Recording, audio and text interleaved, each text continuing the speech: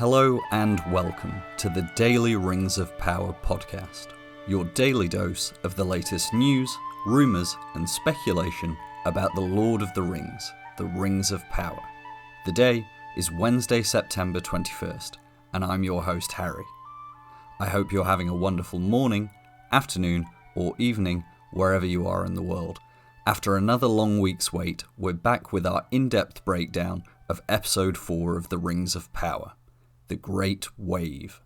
I released my spoiler review for the episode on Sunday, but just as we do every week, I am joined once again by Anna, my LSR, to break down all the juicy details, theorise, and have a wider discussion about the episode. We once again took questions from listeners on Twitter, so stick around to the end to hear some of our off-the-cuff answers and speculation. If you have questions for future episodes, make sure to drop me a comment on Twitter. But as always, we begin today's episode with a reading from the Professor's work. Today's reading comes from the Silmarillion, the Akallabeth. Then slowly a change came over the land, and the hearts of the elf friends were sorely troubled, and many fell away out of fear. And although those that remained still called themselves the faithful, their enemies named them the rebels. For now, having the ears of men, Sauron with many arguments gainsaid all that the Valar had taught, and he bade men think that in the world, in the east and even in the west, there lay yet many seas and many lands for their winning, wherein was wealth uncounted. And still, if they should at the last come to the ends of those lands and seas, beyond all lay the ancient darkness. And out of it the world was made, for darkness alone is worshipful, and the Lord thereof may yet make other worlds, to be gifts to those that serve him, so that the increase of their power shall find no end.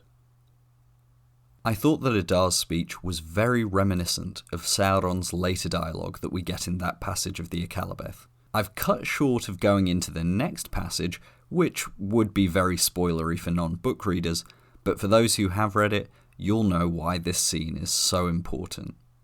Now, this is our longest discussion yet. We may go over 2 hours, so I won't waste any more time, and we'll dive into our discussion with Anna.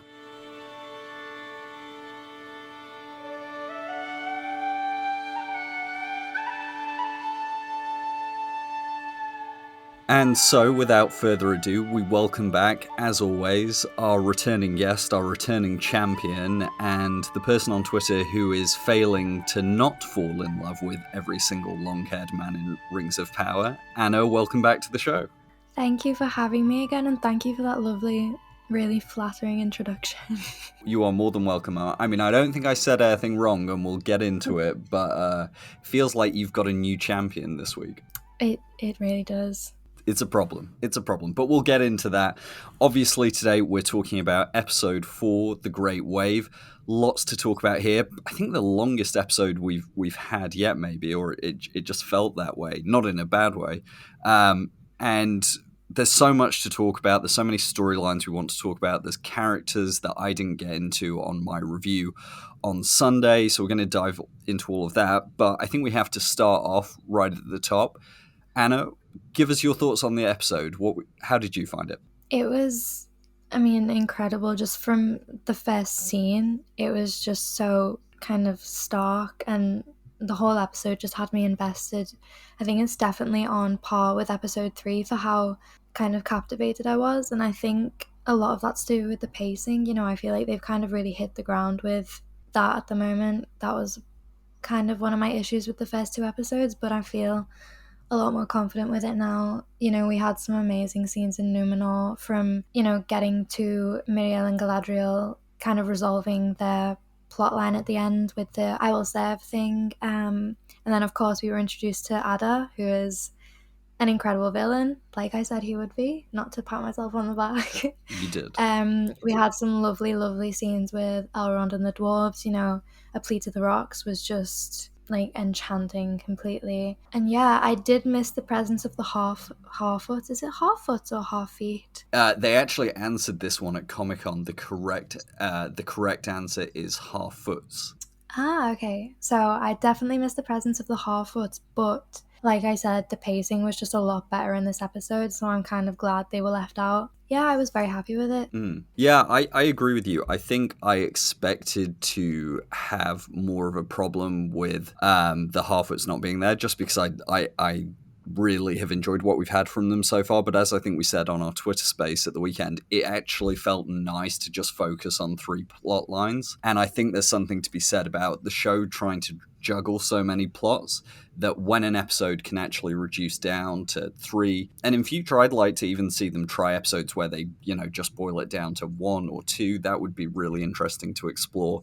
But I felt like the pacing really benefited for it. I'll save my rating and overall kind of thoughts on where this episode ranks for me, but judging from the audience, this feels like for a lot of people, and I don't know if you've been seeing the same, but I feel like I've seen a lot of people saying this was their favorite episode. Yeah, particularly people interested in the lore. I know a lot of lore-centric people were very impressed with this episode.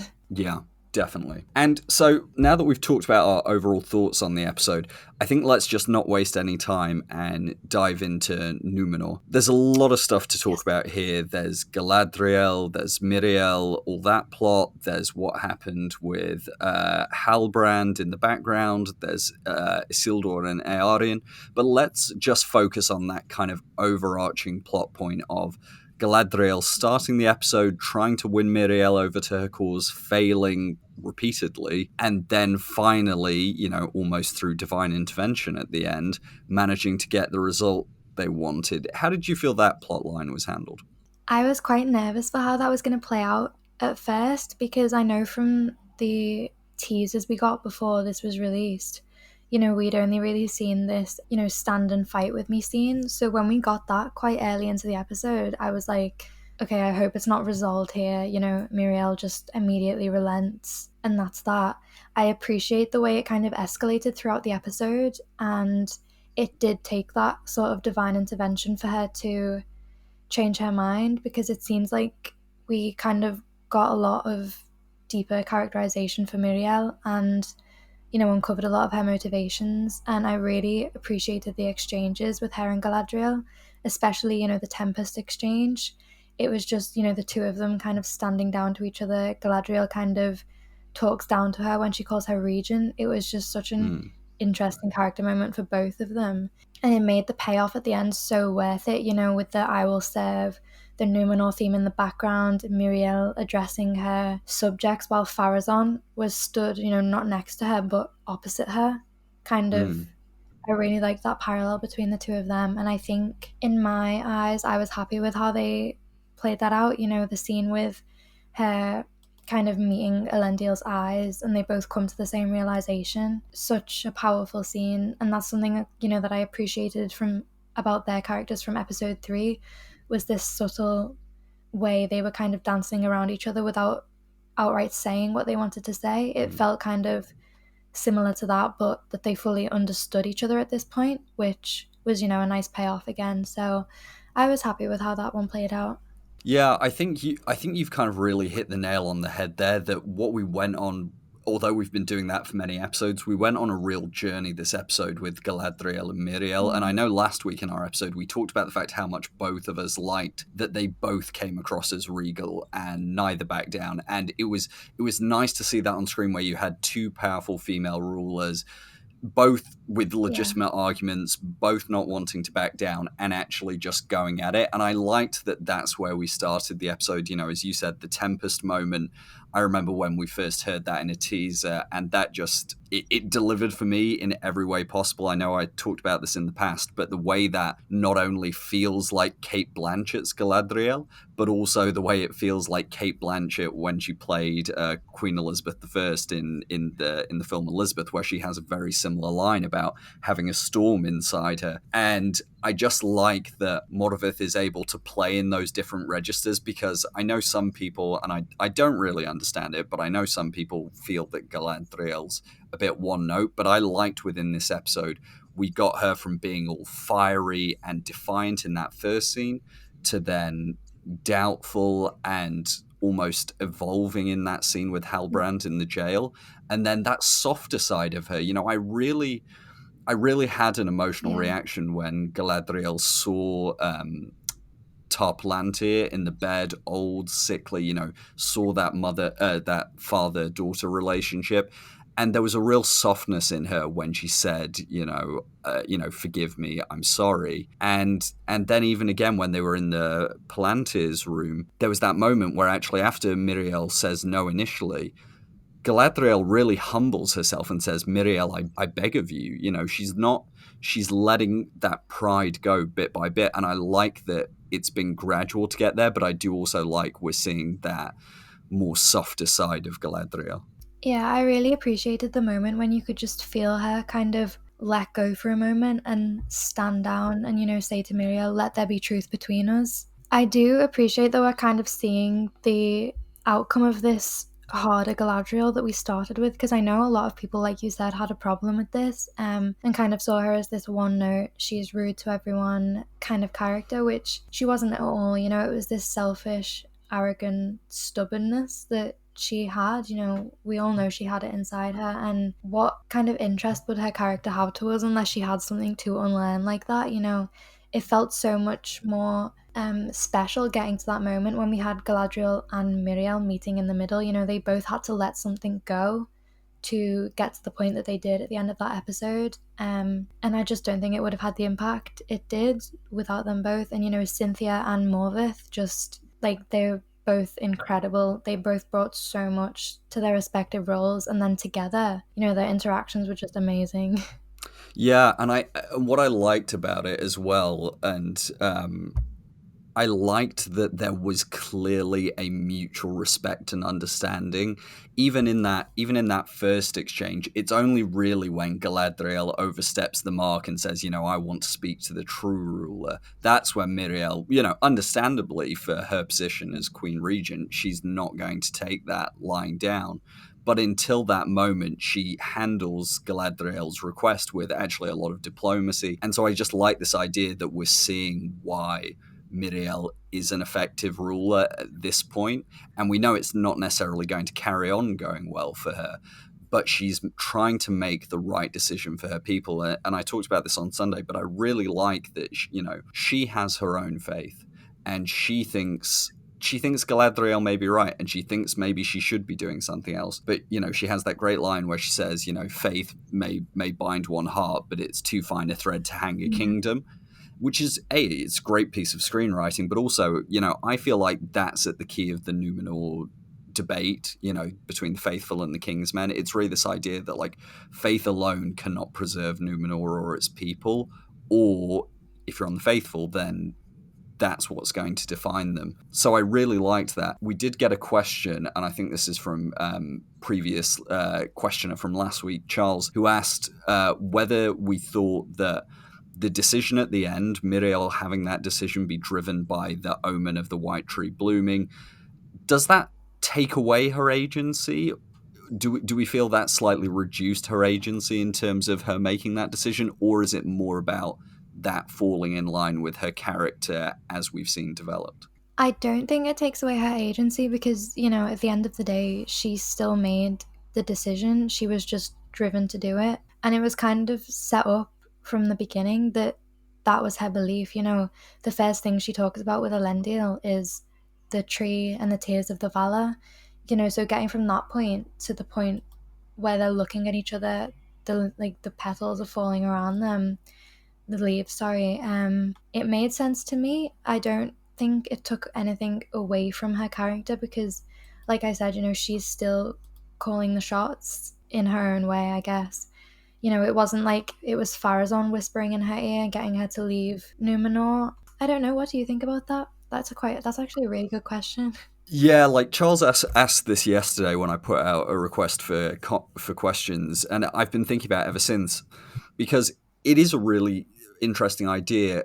Is it a relegation of agency where characters put their faith above their own intuition or their own, what some might describe as rational decision making?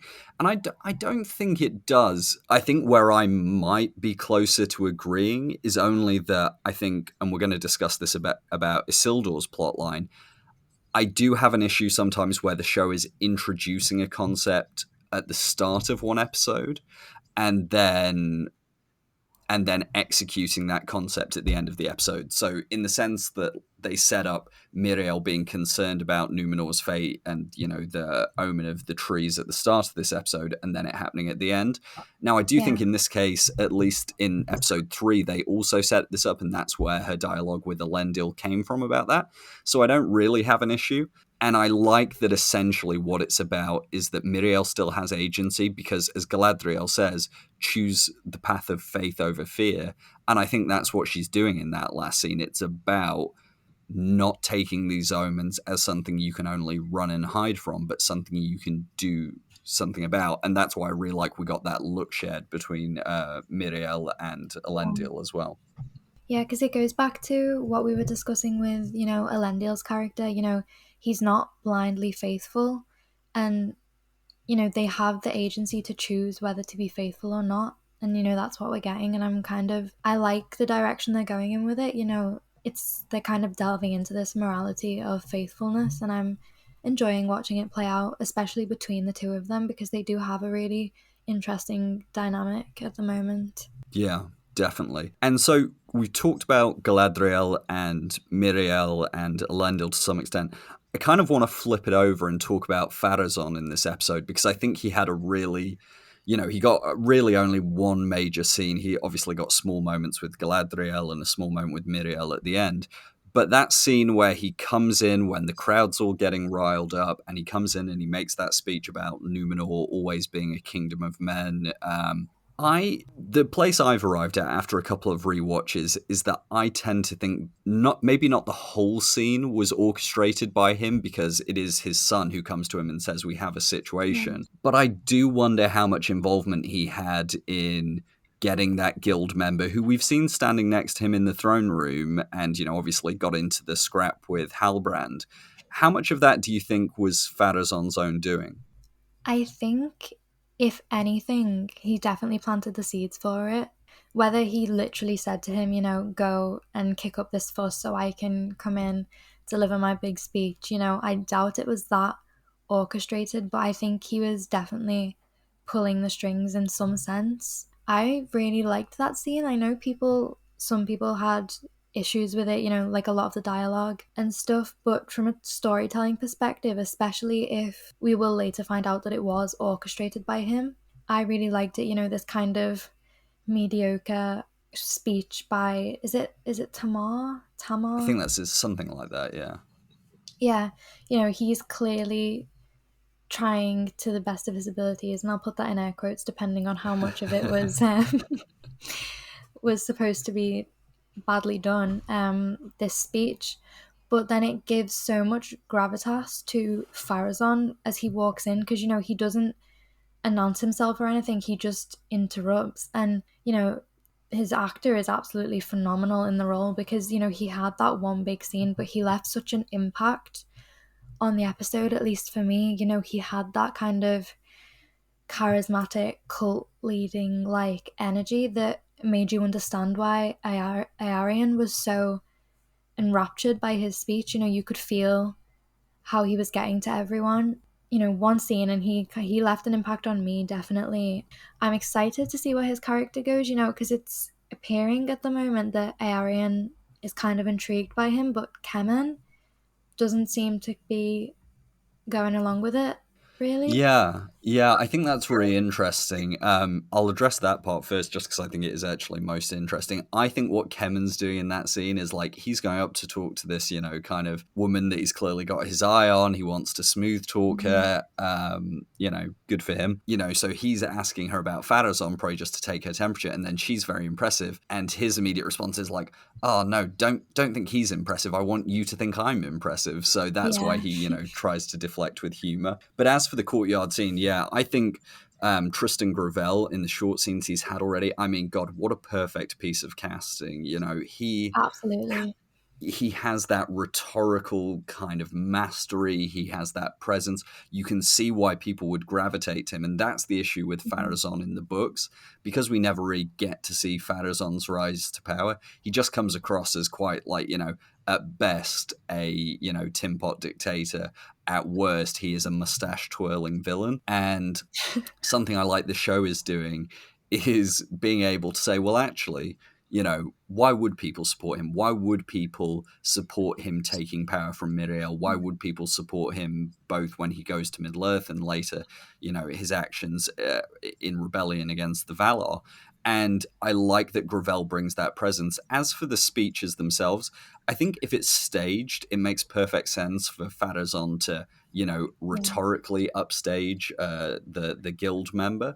But even if it's not staged, the thing I came away thinking was, if you were an everyday person, how would you put into words your hatred for the elves? You wouldn't actually put it into words by talking about Tolkien's grand themes of mortality, immortality, the grace of Iluvatar. You'd be like, no, listen, we've got our independence here, and now this elf's coming here telling our queen what to do. What's next? Are we going to go back to the First Age where men were given, little kingdoms to rule only by kind of liege of the Noldor in the First Age? People forget that in the First Age, there were many times where the Noldor, and to a lesser extent the Sindar, would try and say to the men, oh, you can have this bit of land, but as long as you kind of do what you're told, you have that exchange between, I think it's Caranthir and Haleth in the Silmarillion, where, he's like, oh, well, you can live there. And Thingol said it's fine, but only if you promise not to let the orcs through. And they're like, why would we do that? And so I think you're getting a bit of that historical legacy, but also I quite like that it was a working man's version of that resentment. I also really appreciated the quote, and I'm not going to even attempt to say it word for word, where it's just Pharazôn and Kemen, and he kind of differentiates between being clever and being wise. I thought that was just a nice moment. Yeah, it was really nice as well because Pharazôn said that being clever was for men of low ambition, which seems like a throwaway line, but what it's telling you is Pharazôn is not a man of low ambition. He has grand ambitions, grand sights, and I like that they laid that little Easter egg in there. And actually, no, before we move off Pharazôn, I thought it was very interesting that in that last scene, he's the one who says, and his exact words are something like, the queen has made her intent known. So he doesn't say, you've got your orders. He says, the queen has made her intent known. And then he says, our ships will depart in 10 days since. But I thought it was very interesting that he doesn't, while he appears to be, the loyal counselor, he actually frames it much more as Miriel's decision. And I loved the framing of that scene. I think I briefly mentioned it before because, first we see Miriel on, I guess, this kind of raised platform talking to her subjects, and Pharazôn isn't standing lower than her. He's not standing next to her. He's directly opposite her on the same level, which I think is just a really good piece of visual storytelling, even if it's not completely relevant yet. Yeah, definitely. I mean, I think the showrunners and the directors know exactly what they're doing with Miriel and Pharazôn. I'm really interested to see what Pharazôn gets up to, and we actually had a question about this. This was from Robster SFF Monkey asked, I'm curious about Numenor now that Miriel is rather conveniently out the way. Is what he actually says is, are Pharazôn and Halbrand going to run riot? Now, I think we know from trailers that Halbrand's leaving Numenor, but it's a good question. What do we think? Are we already going to see Pharazôn trying to seize power this season, or do you think it'll be a slower burn? I think it'll definitely be a slower burn. As in, we're not gonna leave Numenor with Galadriel and then come back and Pharazôn's in power. I think we've touched on this before, actually, when we were kind of theorizing about how this was going to go down, but I think it will definitely be more of they return to Numenor and the power balance has shifted, maybe not drastically, but Miriel is definitely not in the same place as she was when she left. Yeah, I tend to agree. I think we're going to be in a transitionary period, and we've already established through the show that Pharazôn has his hooks into the guilds, that he has a lot of personal loyalty in Numenor, and I think we'll see him take advantage of that. I also think it's interesting to think about how much time we'll spend in Numenor once they go, because if you think about it, we know Galadriel's going, we know Miriel's going, Elendil I think is going to go, because we've seen a clip of him on a ship, but I feel like I also saw more footage of him in Numenor, so maybe I'm not sure exactly what's happening there. But Isildur's going as well, so really our only points of view left in Numenor are going to be Pharazôn, Kemen, and Eärien.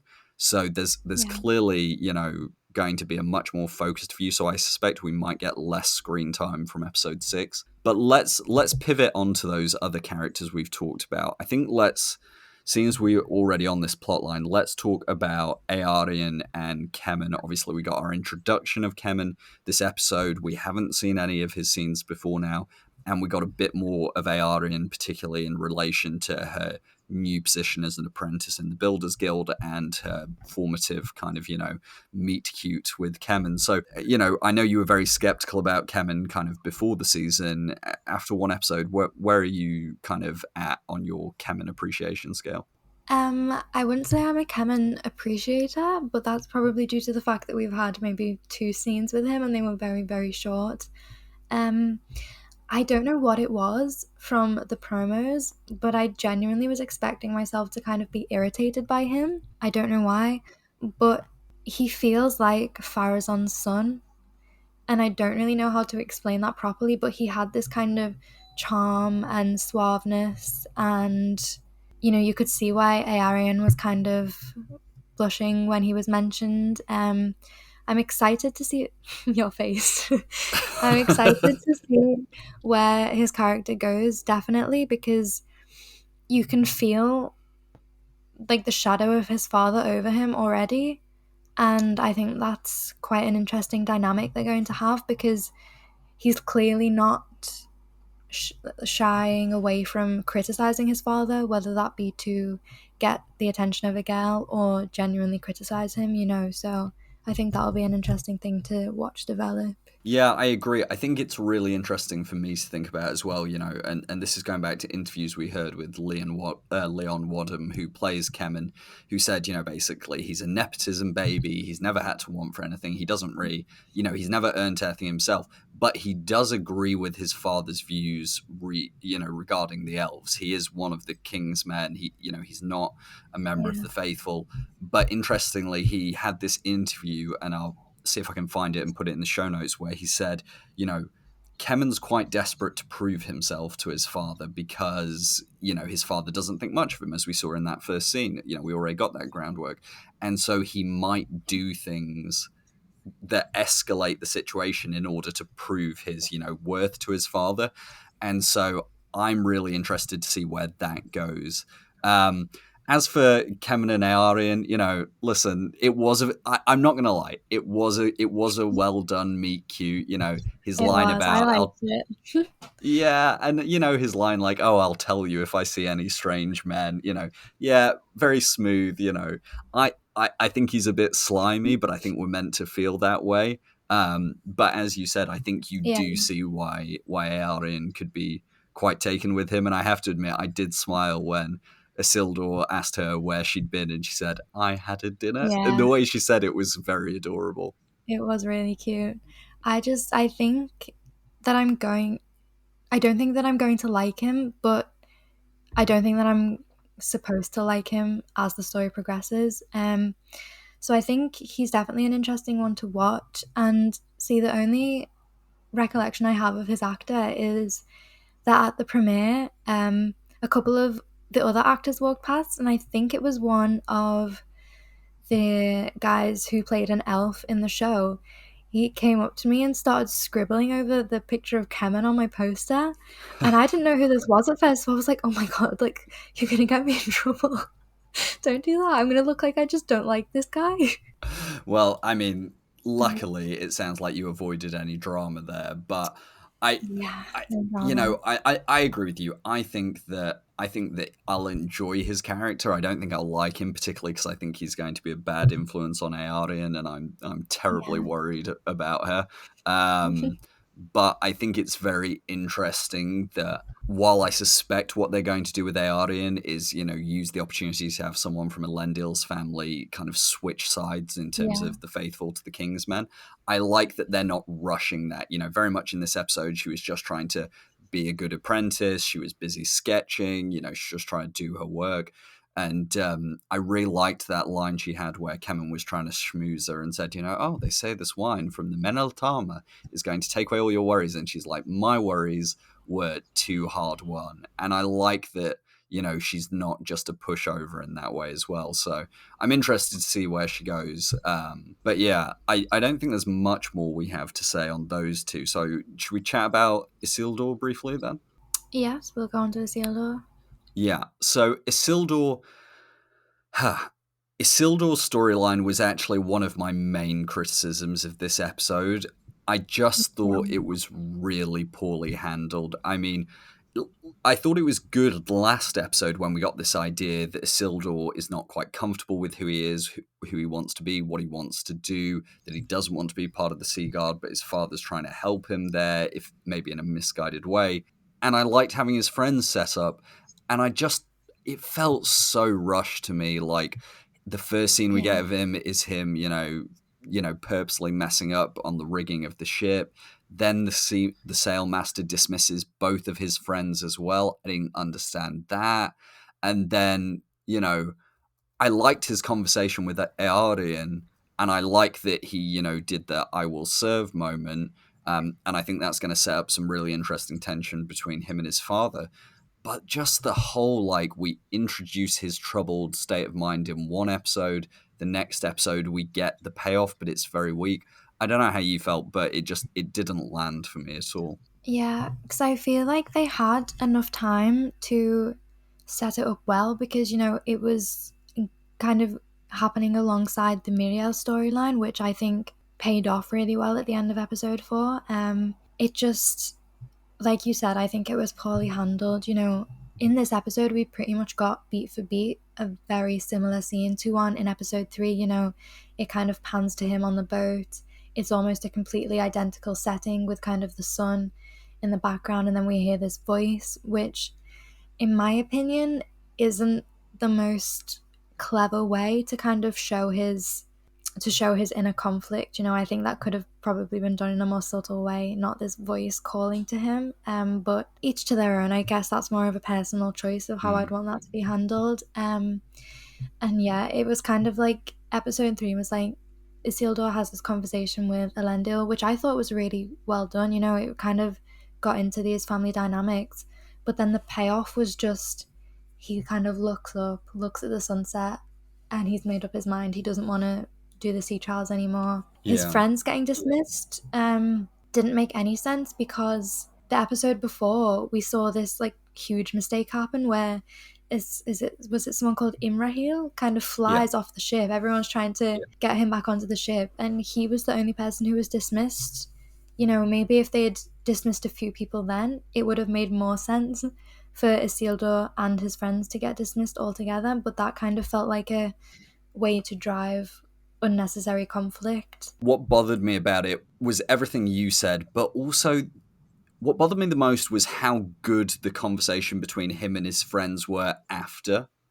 So, that's what frustrates me, because we got a really good scene out of it, but I just didn't like that it felt like the scene before was just made to get us there. I really liked that it allowed Valandil to have this moment of saying, you're believing all this rubbish your brother said. That's a great little, planting a seed for the audience.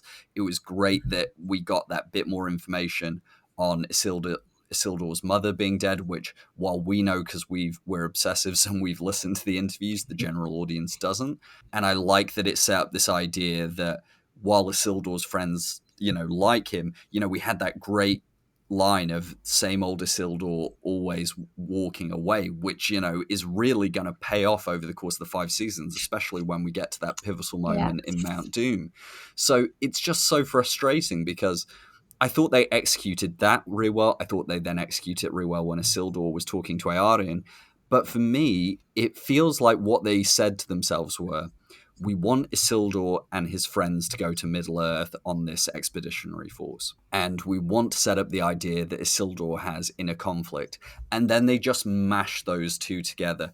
And because Numenor was only introduced in episode 3 rather than 1 or 2, you didn't get that build-up. It would have been so different if Isildur introduced episode 1 with that scene of him talking to Elendil, and then 3 episodes later and many scenes later, we see him having more conversations with Aarion or with Valandil, and I think the other one's called like Ontanamo or Ontamo. I don't know. Sorry, I really like Valandil. Ontamo, No, I I haven't couldn't tell really. you either. Yeah, he seems cool though. I liked his bit at the end when Valandil immediately put his hand up to serve, and then the other guy was like, "I'm not doing it," until he got a shift nudge in the ribs. But yeah, like I just wish we'd had more build up to that moment, I guess.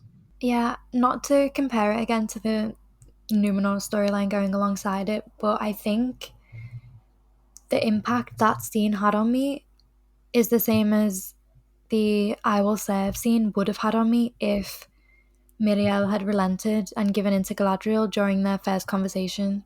You know, at the start of Yeah. episode 3, if she had given in them, and then we'd had the I Will Serve scene, you know, it still would have been a powerful scene, but it wouldn't have had that build up and the same impact that it did at the end of the episode when we had this journey to get here. It doesn't feel like we've been on a journey with Isildur yet.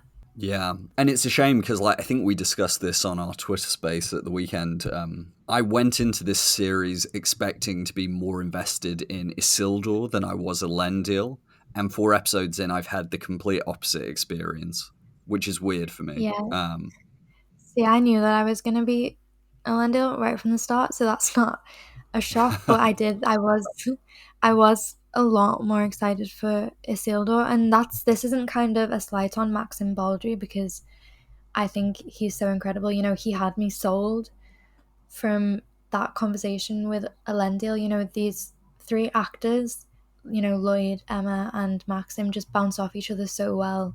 You know, they completely sell this dynamic, and he embodies Isildur so much. You know, that's why that, you know, same old Isil walking away line, where it was kind of zoomed in on his face, it had that impact because he embodies Isildur, but he doesn't have the build up to, you know, go along with it right now. So, you know, hopefully now that they're shifting away from Numenor and moving to Middle Earth, he'll get that screen time. But I feel like at the moment, what they've wanted to achieve with his character, they haven't. Yeah, yeah, I agree. I think, and it's hard to say as well, isn't it? Because it's 2 episodes into effectively his story, and he's really had 3 at most kind of meaty scenes.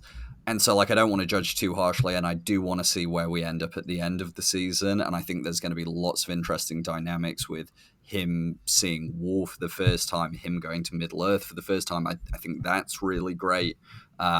As I think is, the fact that we've got this underlying tension with his friends, which I imagine we're going to get a kind of classic war film type of thing where through the crucible of combat, the friends come back together before, sadly, I don't think all 3 of them are making it back to Numenor if I had to, make a bet. But yeah, I agree. I think it's not been handled perfectly. I think Maxim's doing a good job with what he's had to work with so far, and I'm excited to see more. But yeah, it's just pacing has been the one thing for me, and I think I said this on our last episode, where some storylines they've hit the pacing really well, others have felt rushed at times, and I think Isildur was maybe just a victim of that. But yeah, we'll have to see where it goes. And moving on to the other character I ignored in my Sunday review, and this is because I think I wanted more time to think about it. I wanted to discuss it with you and get your takes.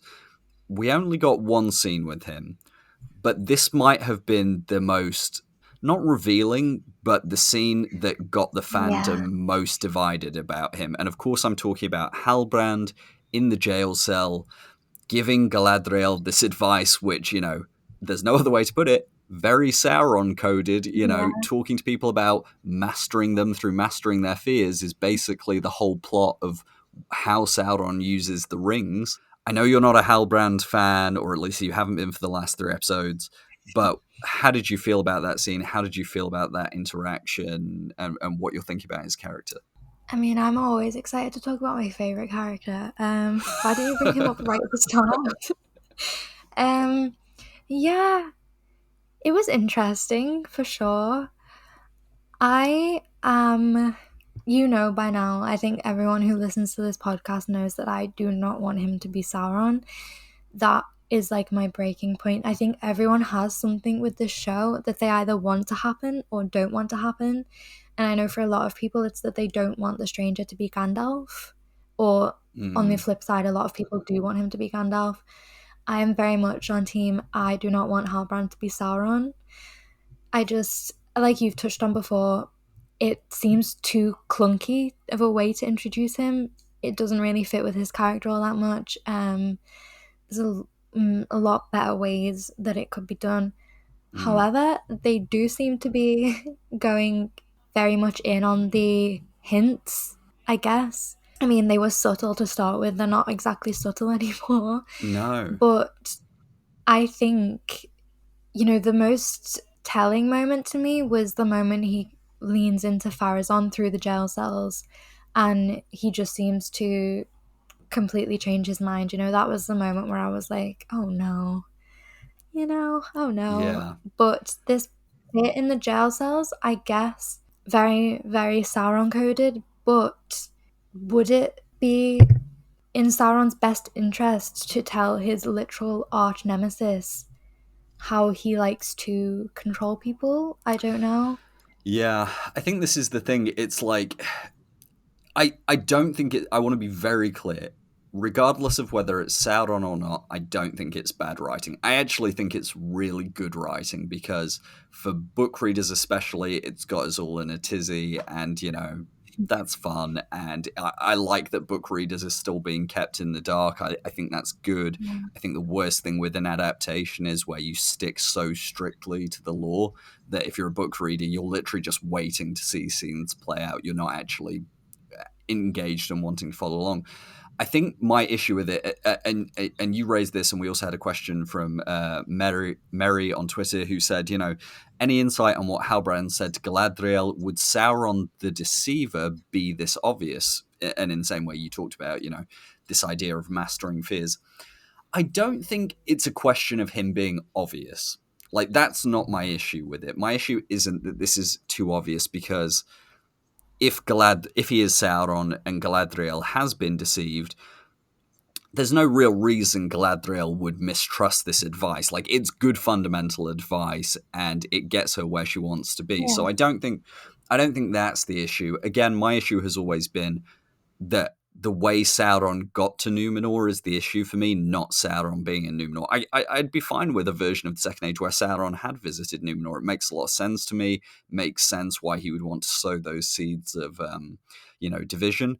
But I guess here's my issue with the scene. If it is Sauron, my issue is the same it's always been. I don't know why they introduced Halbrand that way. If it isn't Sauron, I don't necessarily like that it's this random mortal man giving all this great wisdom to Galadriel. Like, that bothers me. So it's good dialogue. It makes sense. It is an effective either misdirect or laying the grounds, depending on whether he is or isn't Sauron. But it's a bit like trying to force the square peg into a round hole. It's being brute forced in there, but it doesn't naturally fit to me. I also don't like, if he is Sauron, them kind of pushing that Galadriel would not be deceived by him because, we know that she wasn't in his form as Anatar. But and I'm not saying it was easily done because we did see this distrust between Halbrand and Galadriel at the start. I did have my own issues with that. I think I mentioned this on the podcast. In the first episode, we felt was it the second episode he was introduced? Yeah. In the second episode, it felt like we got from they don't trust each other to they're friends now too easily. And I know they didn't lean too much into that in Numenor. There was still this tension between them. But I don't like the idea that if he is Sauron, Galadriel let him in that quickly because I don't think that does justice to her character. Yeah. I've discussed this with other people as well. I think there is an issue if she is deceived by him now. Like, to be fair, Tolkien never tells us why Galadriel mistrusts Sauron in his Annatar form when he comes to Lindon and Eregion. So it could be more that she doesn't buy this guy saying he's an emissary of the Valar. She may not buy like that form of deception. So I'm not saying Galadriel could never be deceived, but it just feels like my big thing with Galadriel's character this season. It's not important to me. She always acts in a very noble, way. Like, I love this characterization of her as hurting and angry, and as you've said, quite selfish and arrogant. But what I wouldn't like then for the payoff to be, oh yeah, and not only was she like all that, but she was wrong. And Sauron was right under her nose. Because then I feel like you're just giving fuel to the people who are criticizing the writing of Galadriel and her character. If like not, like I think all those character qualities are good and make an interesting character. But then if you have, angry, brash woman misses the thing right under her nose, it's just like, I think it's a little bit of a disservice. And I'm not saying it couldn't be done well, but again, much like my issues with Halbrand's introduction somehow making sense as Sauron, I would have real problems with how they would execute the reveal at the end of season 1. Yeah. I mean, I don't really have anything to add on to that point because I completely agree. Yeah, well, like we've said before, and I know we'll be repeating ourselves, but I just do think it's far more interesting if he goes on to be a ring wraith or another character. You know, that there's lots more options. Okay, we've kind of done Numenor to death, and I want to keep us moving. So let's move on. We're going to save Elrond and the dwarves till last, mainly because it's just going to be me glowing about Robert Aramayo and the rest's performance. But let's talk about Adar in the Southlands, and I do want to get into serious discussion. But first, Anna, I think we have to address the fact that on Twitter over the last few days, you have been doing what is colloquially known on Twitter as horny posting about Adar, and I just like this is a safe space, and I just want to give you the chance to maybe explain what's been behind these tweets, or defend yourself against the Adar simp allegations, whatever you'd like.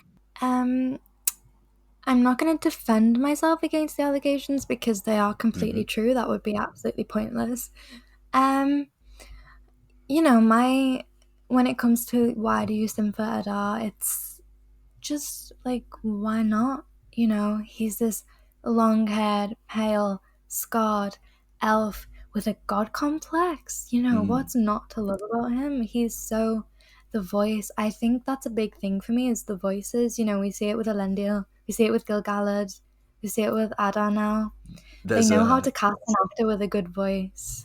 Yeah, there's a straight line, isn't there, that runs through your kind of fictional favorite men in the Rings of Power, and it seems to be give you a man with a deep voice, a nice kind of chocolatey timbre to it, and doesn't matter if he looks like he's had half his face melted and picked away by rats. You'll be ready to stand behind him on his quest for godhood. Absolutely. Well, rats are my favorite animals anyway, so it's kind of all falling into place. But you know what? He just took me by surprise because he was built up as this really menacing figure. Episode 3 ended with this bring him to Adar, and then he was surprisingly gentle. He comes in and he has this like unexpectedly tender moment with the orc where he puts him out of his misery, for lack of a better phrase.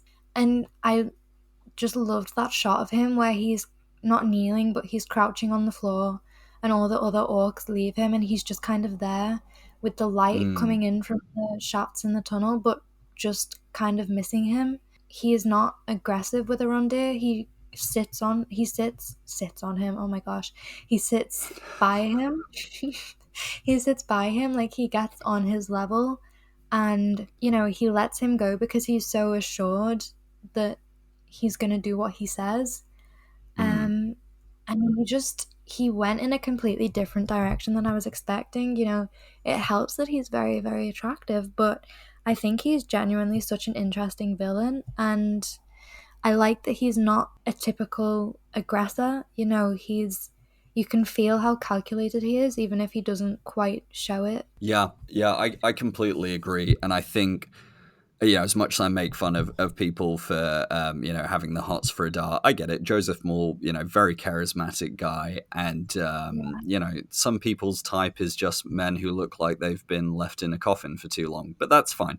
I think what I find most interesting about his character is how spiritual he is, and what I mean by that is in two senses. One, his relationship with the orcs. Obviously, they call him father in a almost quite normal sense of like the way you would refer to a father figure, but also as a lord. They refer to him as the Lord Father at one point. But he also seems to be a spiritual father. The fact that he's almost performing this last funeral rite for the wounded and dying orc, the way they bow to him, it's not just a kind of, to their liege lord. It is that almost spiritual reverence.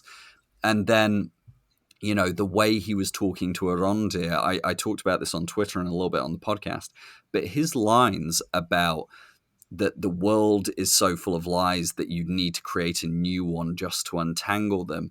There's a passage in the Silmarillion, and fast forward 60 seconds if you're a listener who hasn't read the book and doesn't want to know what happens in Sauron's future. But there's a great set of lines when Sauron is trying to deceive Pharazôn, where he says to him, the Valar have lied to you. Eru Ilúvatar is not the one true god. He's just, this false idol. It's actually Melkor, the Lord of Darkness, who's the true, kind of king of Arda. And he says to him that those who follow him will be rewarded with other worlds that he'll create. And so I think it's really fascinating whether Adar is working for Sauron or is a rival to him, and maybe we'll get into that next. I think it's so interesting that the show is using this not sideshow villain, but almost this warm-up villain. He's the warm-up act for Sauron that's later going to come. Yeah. They're using him to still talk about some of the bigger metaphysical ideas, which I think is really interesting. But I would actually like to get your take on that. After that kind of first exchange, and I know we still only have 60, 90 seconds of dialogue to play with, do you get the sense he's pursuing his own goals, or is he working for Sauron, who's somewhere else behind the scenes? What do you think? I think that whatever point he's at now, I think he started working for Sauron because we know that he's in the Southlands, and if our kind of collective theory is right, this will eventually be Mordor, where we know Sauron's stronghold is. But from the dialogue, this I am not a god, at least not yet. A god isn't like a king, it's not like a lord, it's a god. That's kind of the highest you could be. And just from that, he's kind of, whether knowingly or not, placing himself above Sauron, which is kind of a really interesting point. And I wonder because, I doubt he's going to be the villain for the whole thing. I wonder if we will kind of get Sauron through Adar's downfall, because maybe if he becomes too ambitious, Sauron will have to step in, maybe not personally. He doesn't just stop everything that he's doing to come and shut Adar up. But I wonder if that ambition that he's, whether it's even an active thing, it could be quite passive, unknowing. But I think it will be interesting to see how that develops because, we did joke about his god complex, but it seems like that's what he has. Yeah, it is both a joke and very real. And I like what you say about, will Sauron come in at the end? Because when I first listened to Bear McCreary's soundtrack, there's a couple of tracks near the end, and one I think called True Creation Requires Sacrifice, which we know it has been used already for Celebrimbor's scenes, but it's obviously also very much intertwined with the whole idea of Sauron's influence on Celebrimbor and his own approach to forging the One Ring. And it has made me wonder whether Sauron will kill Adar or, sacrifice him in some way. Mm-hmm. I just like the idea that Adar is being placed for new viewers as the bad guy for this season. And the best way to always establish in comic book movies have to do this, where if you want to show a villain is bigger and badder than the last one, the way you do that is by having the new villain kill the old one. It's kind of like the way, and spoilers for any of you who haven't seen the film in Avengers Infinity War, which came out like 5 years ago or whatever, but at the start of that film, they have the new villain, Thanos, kill Loki, because it's a way for the audience of saying, oh, you thought this guy was powerful? Actually, see what we have lined up for you. And it's smart storytelling. So I like that. My big question, and I think we had a few different people ask us this question: what is it that Adar wants with the sword? That's the thing I haven't really worked out. You know, we found out over the last couple of episodes that it seems to require blood to actually, work and to materialize. But I've yet to work out in my mind what it is that Adar wants with this blade. Is it just a symbol of his power, a way for him to cement himself as the new Dark Lord, or is there actually a mechanical, physical purpose to it? Yeah, well, I assumed before we kind of got into the episodes that, they were retrieving it for Sauron, but it does seem after this episode that it's for Adar, because they don't reference anyone else, like giving it to anyone else. It's for him, it's his weapon. And I do think it could play into this ambition to be a god, quote unquote. And, maybe he feels like you said, this would cement his power, at least maybe as the father of the orcs, because this seems to be his kind of role at the moment. So I think that it's for him. And I think that this is kind of going to play into his storyline, but I haven't, honestly, no idea at the moment exactly how. Yeah, I actually, the thing I just thought of while you're talking about that was that idea of like, is it for Sauron, is it for Adar? And something I just thought about was the idea that Waldreg, when he's talking to Theo, and hey, look, we were both right when we theorized like 2 episodes ago that it was Waldreg's barn. So high five to us for getting a prediction right.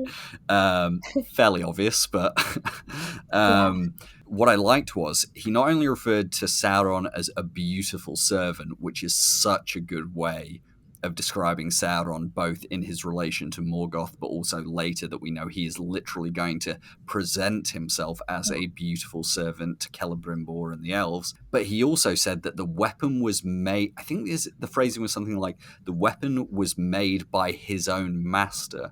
So it almost makes it sound like this was a weapon Morgoth gave to Sauron. Yeah. Which is so interesting, because that means that maybe the reason Adar is after it, if we are right that he is trying to supplant Sauron or put himself on the same level as Sauron, by literally taking Sauron's weapon. And so I think there's lots of interesting possibilities there, but I just thought that was an interesting exchange with Waldreg and Theo. Yeah, I'm still not a fan of that Sauron, have you heard of him, lad? Oh, it's a great line. It's a great line. What do you want of it? I mean, the accent's great. I love the way he says it. I just completely butchered it then, trying to replicate it. But so I don't know. It's just one of those things, like I said, one of those nitpicky things that has absolutely no impact on the rest of the episode. But I'm just like, when I hear it. Yeah, I get it. Speaking of which, where do we think Theo is going from this point? Because, he has that moment, and, some have called it stupidity, some have called it bravery, where he decides to go into the inn to get more food. And I think it's, him wanting to genuinely do a good thing. I don't think his intentions were bad there, but it is a reckless move.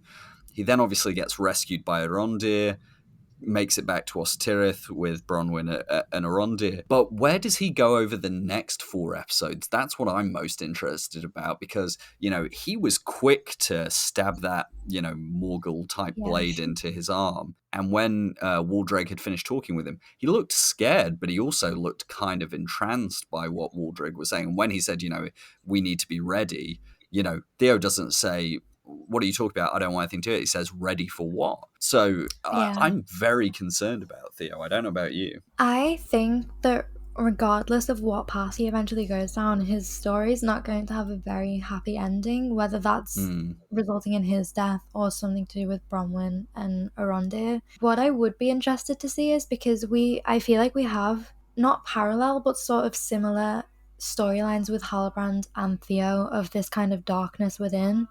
And I wonder if that's going to be a sort of kind of juxtaposition, and I would like to see one of them kind of give into this darkness and the other resist it, maybe. You know, I Yeah. don't know who would do which. I feel like Theo has more of a reason to look to the light. You know, he's got Bronwyn, he's got Arondir, and it would play into this kind of Tolkien theme of hope, that he's got something to hold on to, whereas Halbrand, you know, he's got this promise of leading his people, but it would be interesting to see, you know, is that quite enough for him to resist the darkness? Is Theo's family enough for him to resist the darkness? So Yeah. honestly, it's not going to be a happy ending for him, but I would quite like to see how those two storylines play out, you know, alongside each other. Yeah, and something I hope, and after this we'll move on to talking about the dwarves, because we've got some listener questions we can return to about this storyline at the end. But I think what I'll close by saying on this storyline is, I hope Theo, if he is going towards an evil, a turn towards the dark, I hope it's not a straight line.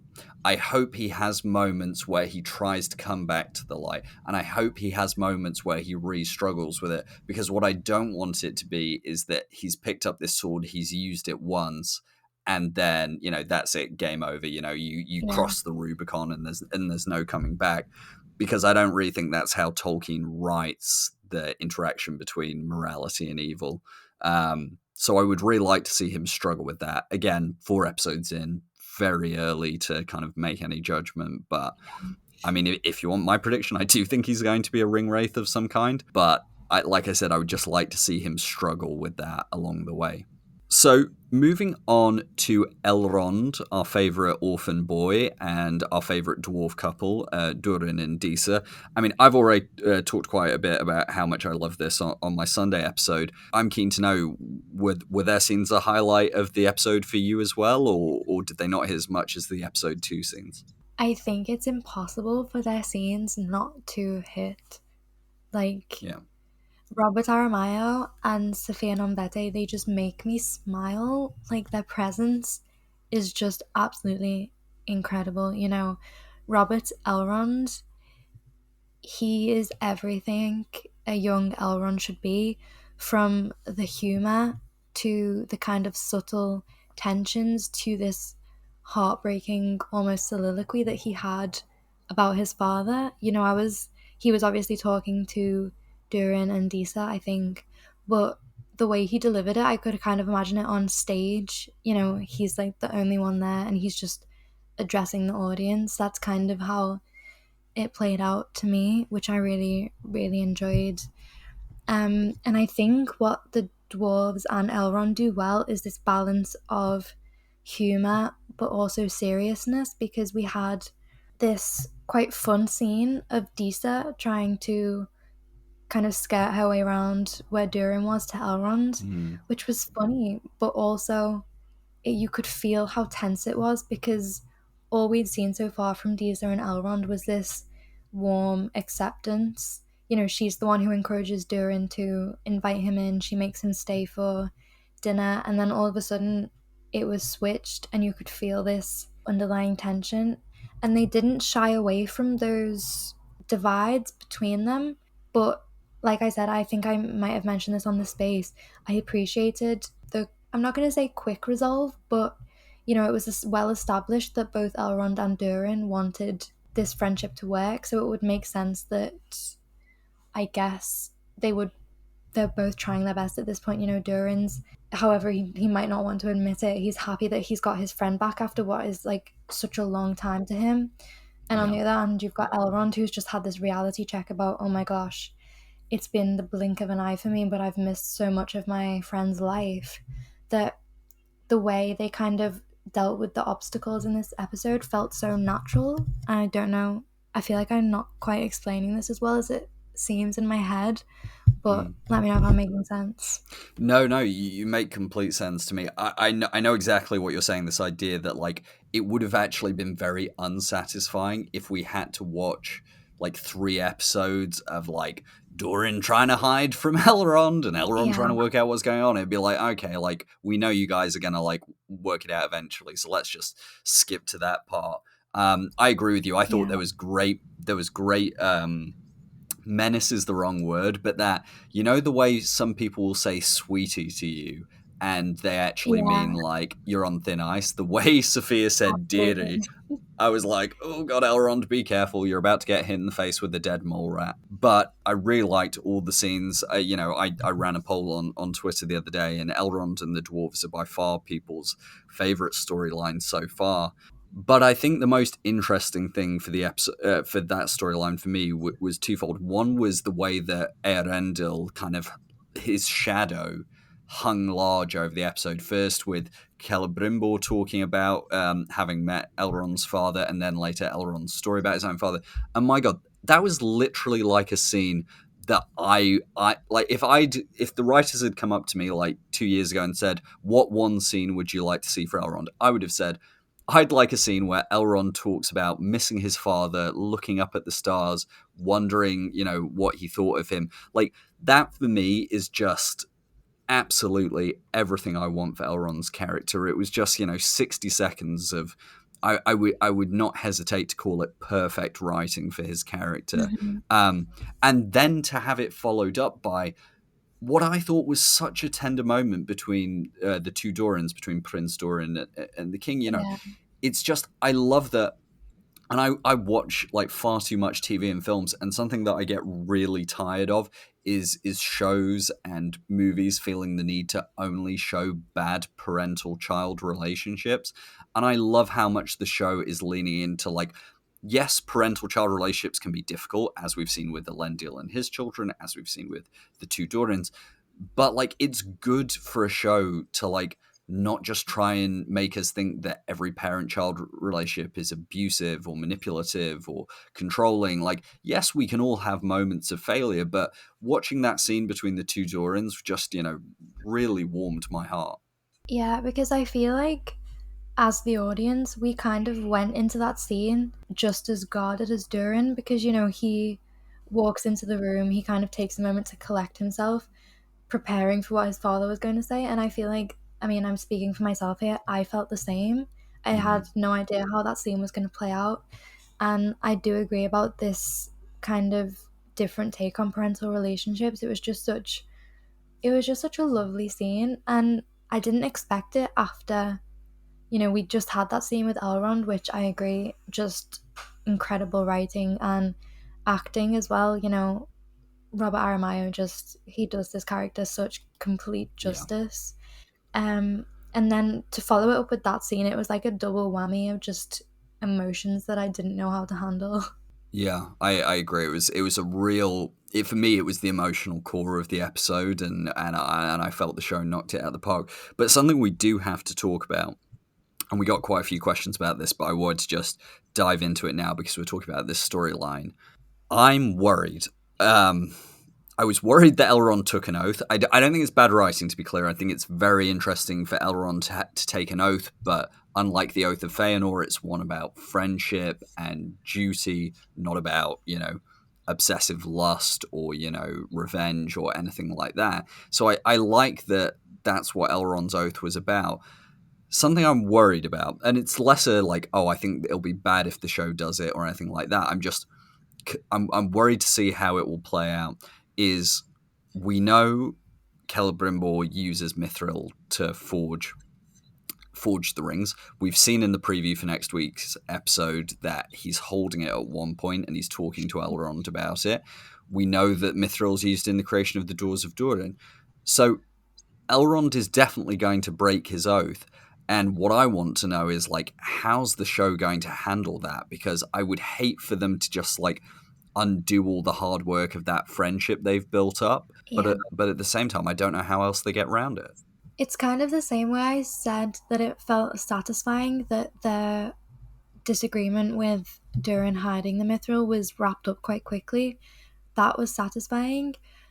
But all of that build up to this oath, only to completely undo it in the next episode, feels just like so much wasted potential for Mm, their friendship. I mean, there's definitely potential for them to handle it well, just because he breaks the oath in this episode doesn't mean that Durin needs to know in yeah. this episode. It could take a while for him to find out. And I guess it could go into this character arc for Elrond, he makes this oath based on friendship and he has to learn that in the grand scheme of things, friendship can't always be the number one priority, which is, Yeah. not a good lesson. However, it seems to kind of fall in line with this. Elrond's learning his stance in the world, and that comes with being a politician as well as a friend. Yeah, I think it's going to be really interesting to see whether it's a desire to be loyal to Gil-galad, whether it's a desire to help Celebrimbor, or whether it's a desire perhaps to improve his own position. And I don't think that would necessarily be a bad thing to show that Elrond, as we found this episode, is still struggling with this idea of what is his legacy versus what is his father's legacy. And so I wouldn't hate if he did it for personal reasons, but it would be more difficult for me to jive with. And, I just want to give a shout out to Naomi, who asked us this exact question on Twitter and, specifically talked about some of the things we've talked about, this idea of having the rapport built up only to be dashed. So I'm really interested to see what they do with that in the next episode. And hopefully it gives us the chance for more juicy Gil-galad scenes. But I do want to just take this moment to talk about my other criticism for this episode. And I talked about it on last week or maybe episode 2.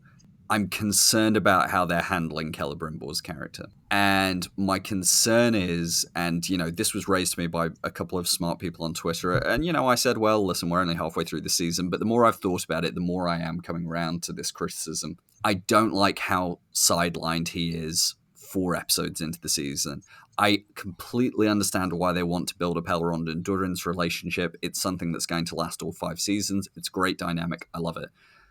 I don't like that Celebrimbor doesn't have a relationship with the dwarves, at least not one in the same way he has in the books. And I'm also worried that by the time Annatar comes on screen, the audience won't care about Celebrimbor. And that's an issue because if and I don't mean book readers, like I'm going to care because I already have a damn emotional attachment to Celebrimbor.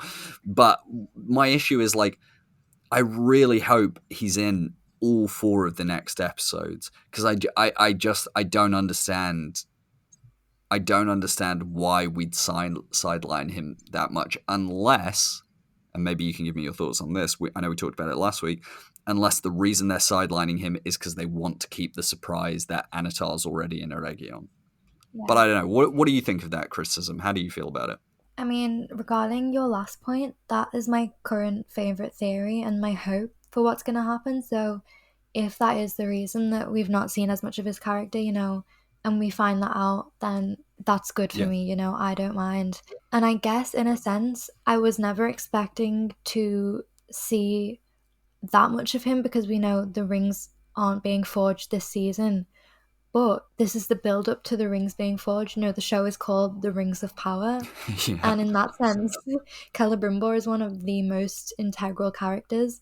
And, at the moment, me and you, we know who Celebrimbor is. We know what he's eventually going to do. We care about him, you more than me. But to someone just coming into this, he's someone who's basically from, just a viewer of the show, he's been a catalyst for Elrond and Durin's friendship. Yeah. And that's all he's done. He's provided some, commentary on, the Silmarils. He's provided some commentary on Elrond's father.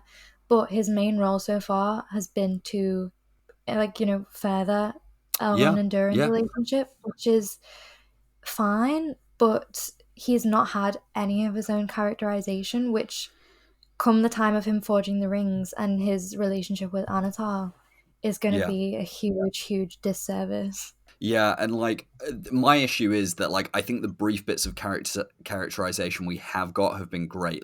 His story about the Silmarils and then his conversation with Elrond was really introducing to the audience the idea that he feels the shadow of his grandfather's legacy. To be fair to the writers, they did have him literally say, he wants to make a great work. He wants to do something that is, about bringing beauty and peace and preserving everything rather than bringing war. He did also, get the mention in this episode of this idea that, he's troubled by the past and he's troubled about his future. So that's all good, but we need more than that. We need more of that. What I'm saying is Charles Edwards is doing great work with what he's got. We need more of it. And while I can sit there and say, Maxine Baldry's doing great with Isildur, don't worry, we've got 5 seasons. It's fine to get him to that point. We don't have that luxury. We need to have Yeah. Celebrimbor by either end of this season or a couple of episodes into season 2, depending on when they introduce Anatar. The audience needs to know why he's susceptible to Anatar's deception, why he falls for it, why he still goes ahead with forging the rings, and why he doesn't destroy them when he first finds out that Sauron has the One Ring. Because like that's part of the story people often forget, is that not only does Celebrimbor go along with forging the rings, once Sauron reveals himself and forges the One Ring, the elves have probably a chance to destroy the while at the time they're not rings for men and rings for dwarves, the other 16 rings, they have a chance to do it, and Celebrimbor doesn't. And I want to understand who that person is. So I'm not saying it's going to be like a major issue I have by the end of the season, but it might be if we don't get a lot more of him in the second half of the season. So that's where I'm at. Yeah, it kind of feels like at the moment they're giving us a scene with him and they're kind of dangling him to the audience and they're going, oh, you think this character is interesting? Here's a character that we're going to make you care about more. Yeah. That's what it feels like they're doing. And I think you mentioned this on the space. It feels kind of similar, maybe not to the same extent because we will have Gil-galad for longer, but he's going down a similar path where he was there in episode 1. He introduced us to Celebrimbor, he set Galadriel down on this path, and then nothing. And I am hoping that was just because there were other storylines and relationships that they needed to set up. And hopefully, we've got this dinner scene coming up. I feel like they have this opportunity. I don't think it's too late to set them up. Like you said, we're only halfway through the season, but it needs to happen soon. It's like the Adar thing. It wasn't too much of a concern to me that he hadn't been introduced by the end of episode 3, but it would have been if he wasn't introduced in episode 4. Yeah, I think you're totally right. And you were right last week, by the way.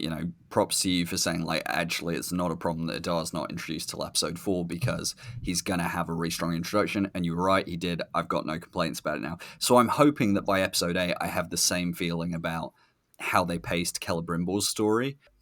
Again, I still don't know. I really still want them to give him his relationship with the dwarves because it's one of the few bits of his character we do have from Tolkien, and so they should embrace that. And I'm not, and like people know, I am like someone who will throw the lore, to the side if it makes for the better story. But there are certain bits where you have characters with only limited bits of background where you should utilize that. Yeah. So, yeah, with Gil-galad, I guess I'm less concerned because much like Isildur, we have more time, but again, it's slightly worrying that he's only been in really 2 scenes.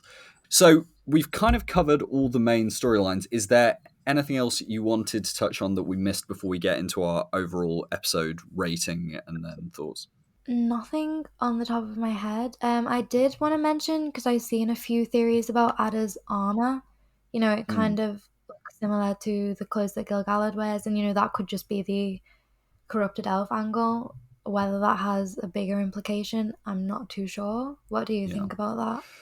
I think his costuming's super interesting. So yeah, like you said, he has on his breastplate, he has the same wave pattern that you'll see on Gil-galad. It's sort of like it's not his breastplate, it's kind of like a choker. He wears this big metal choker. And you can also see it on Elrond's tunic. You can also see it, we'll see it next episode, because I remember seeing in the pictures of the court scene, on the backs of the cloaks of some of the other, I assume they're like extra elves, that wave pattern is there. It seems to be a kind of high elf, kind of design. Yeah.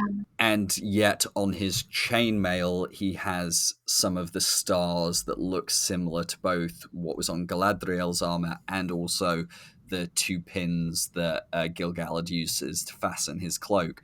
So yeah, I get the sense that he's definitely a Noldorin elf. Whether the show explains that to us, I don't know. But like, I think for book readers, we can probably intuit that like he's from the same people as Galadriel and Gil-galad. I'd love to say the Quenya was a clue as well, but they've got the Sylvan elves speaking Quenya, and I'm not going to get caught on it again. But like, I'm just saying, like does complicate things. Yeah, and I guess I'll just say on Adar, because I know people have asked us before and people have been talking about it since. I don't think this episode gave me any more reason to think he's a named character from the Silmarillion. Like, No. I get that people like the Maglor vibes, and I genuinely think that's an aesthetic thing. Like, there's no character Yeah. reason Maglor would turn out like that. The Myglin Ale, theories, slightly better, but they technically do both have canonical deaths within the First Age. Yeah. So now you could obviously say, oh well, Myglin we only hear about dying, and we don't technically like see his corpse. So. But like, I just don't know why the show would do that. Let him be an original character. Let him be interesting on his own. So yeah, I agree with you that I think the arm is a clue that he is. We are meant to see him as a compatriot to First Age elves like Galadriel and Gil-galad, but I don't think he's a named character. Yeah, I'm still very much on team original character, and I think that would do wonders for his storyline because there's so many directions they could go with it. And like we Yeah. said before, I would love his role to be not only there to introduce Sauron, but I think if they play his character well, it will really impact the way Sauron's introduced to us. Yeah. If that's the route they go down, introducing him. Yeah, I mean, listen, the more Joseph Moore we get, the better. I hope he gets more dialogue scenes. I hope we get to understand more of his background. I'm sure we will. So I'll be re-intrigued to see that. We've seen 4 episodes now. You have given scores ranging from, I think it was around like a 7.5 to 8 for episode 1. I went 8.5 to 9, I think. No, 8.5, 9, 9.5. They were my flashing. Yeah. Yeah, well, I know they got better each time, and the last one was your highest score with like 9.5. Now, I ran a poll on Twitter yesterday asking which was people's favourites, and it basically went almost in reverse order. So episode 4 was people's favourites, then episode 3, and then it was actually episode 1, then episode 2. By your logic so far, each one's been getting better. Yes. Is episode 4 getting a higher rating than a 9.5? Episode 4 is staying at a 9.5. And in my eyes, that's a good thing because I think I may have mentioned last time, the quality of episode 3, if that was my standard going throughout the series, that it was consistently that good, that's all I would want. And that's what I've got from this. There's nothing about it that I would say put it over episode 3 for me, but it was definitely on par. Okay. I am going to be controversial. 1, I think everyone who answered my poll, well, actually, everyone except like the 8% who answered episode 2 being the best episode is wrong. Love you all, but episode 2 is still my favorite episode. I am joking, by the way. I completely understand opinions are subjective. I just feel like I have to say that before I get cancelled on my own podcast. And I gave episode 2 a 9. I think I gave episode 3 last week an 8.5. I really liked it, but I preferred episode 2. I have to say, I'm actually giving episode 4 an 8. For me, it's still better than episode 1, but it doesn't reach the heights of episode 3 and 2 and 3 for me. And let me explain. I think it has some of my favorite scenes from the series. Elrond's scenes with Durin, one of my favorite scenes from the series. Arondir, Bronwyn, and Theo's escape from the woods, transitioning into Disa's plea to the rocks. Yeah. One of my favorite scenes. But there were just, like I said, and the Numenor story works perfectly for me. So it feels harsh that I'm grading this down, despite the fact I'm happy with the main storyline. But the fact I had problems with Isildur's storyline, the fact I had problems with the Halbrand scene, the fact I had problems with Celebrimbor and Elrond, and like now I'm getting into a place where like I can assess an episode based on where it sits in the season. And I like haven't even mentioned the fact that like Celebrimbor's tower seems to be like a quarter of the way done already. Like I don't really know what they're doing with the timelines there. And that's kind of harsh to mark the episode down. But I would just say that, like, while I think this had some great moments, and like I'd even include Theo's escape, another great scene, like full of great scenes, I enjoyed the Numenor content more in episode 3. Like I thought the scenes with Elendil and his family were better, and I even loved like Galadriel's scenes with Elendil. I still really liked her scenes, and I feel like I keep just saying I really like them. to be fair, guys, I'm like Yeah. arguing over 1 point in the scoring, but I just want to explain because everyone else I know has said that episode 4 is their favorite, and for me, it's actually like my third favorite, and I just want to justify that by saying the quality hasn't dropped for me, but there were things in this episode that I couldn't as easily overlook like I did in previous episodes. So yeah, but please send your Yeah, hate to be mail fair, I to feel like yeah, you're arguing like this, like we haven't given every single episode an 8 or above, you know. It's not like you were like, this episode is a 3 compared to my 8 rankings, you know. An 8 is still incredibly high, but it feels like because they're all such good quality, you have to try and like justify why you like one more than the other. Yeah, no, I know. And like I feel good about it. Like I said, episode 1 is still my weakest and I love episode 1. So like that Yeah. should tell you what I think about like the quality. So yeah, listen, we're now halfway through. We've now ranked 4 episodes. Do we have time for some listener questions quickly? Of course. Fantastic. Okay, we've got a lot of questions, so we're gonna go through these relatively quickly, and we might have already answered some of these already. So first up, we've got the 7 Stars, 7 Siblings, and One White Tree podcast. For anyone who might want more content from me, God bless you if you do. I guested on their podcast last week. I'll include a link in the description. A great podcast that you should all go and listen to. So 7 Stars has asked about Nimloth's sleeves, which we've talked about, and he's talked about Celebrimbor being under Anatar's influence, which we've discussed. But one concern he raised was, is Galadriel's manner wearing thin for viewers? And I think it's an interesting question because, like, you and I can sit there and say, listen, we know that Galadriel is a princess of the Noldor. We know, what Mordvith's said about her character. But is there, and I think she did a great job, like, having those softer moments this episode.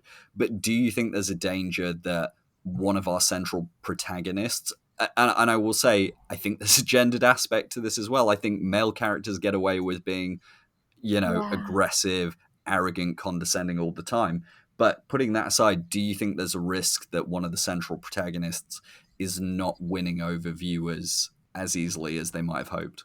Yeah, and I've heard things like this from seasoned Tolkien fans, if that's kind of the right way to put it. Yeah. And the other day I even had a I wish Galadriel would smile more comment, which is Oh, Captain God. Marvel all over again. We don't Yeah. want to get into that right now, but I can see why, as like a viewer who doesn't know everything about Galadriel's backstory, and even from the perspective of someone who's watched the Jackson films and that's the only Galadriel you know, I Yes. can see why it would be a very, very stark difference because, for all they know, she's been the same her entire life. We know she hasn't, but it feels like it's one of those times where it's very, very hard to bridge that gap between people who know like everything about the law and people who know nothing about it because you have people from all over the spectrum watching this show, and I think it's important for everyone to be able to enjoy it. Yeah. Um, but in my opinion, and this isn't coming from someone who has read the book and knows what she's like, Galadriel's demeanor takes absolutely nothing away from the show. Um, if in fact, in this is maybe just me, it adds more to it because, like I said, we're getting these softer moments which would have nowhere near as much impact if Hmm. she wasn't so closed off and wary to trust those around her. It makes sense in the context of where she is, what she's doing, the point she's at in her life. I feel like they set that up quite well. Her mission at the moment is kind of set in stone, and I think it all comes back to this character arc.